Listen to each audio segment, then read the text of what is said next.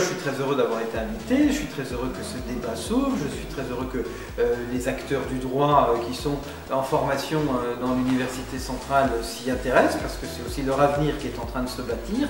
Et au-delà d'un accord juridique, au-delà d'un accord commercial, c'est aussi un modèle d'avenir et c'est bien que nous puissions en parler. Donc bravo à ceux qui sont les organisateurs de cette belle rencontre.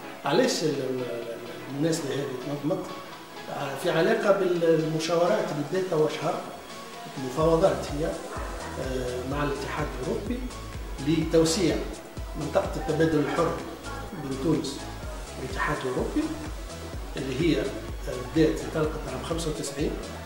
في مرحلة أولى وقع إبرام اتفاقية 95 هذه للتبادل الحر للسلع الصناعية، واليوم وهي أصبحت نافذة من 2008 يعني موجودة منطقة التبادل الحر. واليوم الجانب الأوروبي تنفيذ الاتفاقية لأن فيها هي أيضا أنه ستفتح المفاوضات وبداية المفاوضات من 2006 لتوسيع الشراكة هذه، شراكة اللي تشمل كل القطاعات يعني ولتبادل حر في المجالات الكل.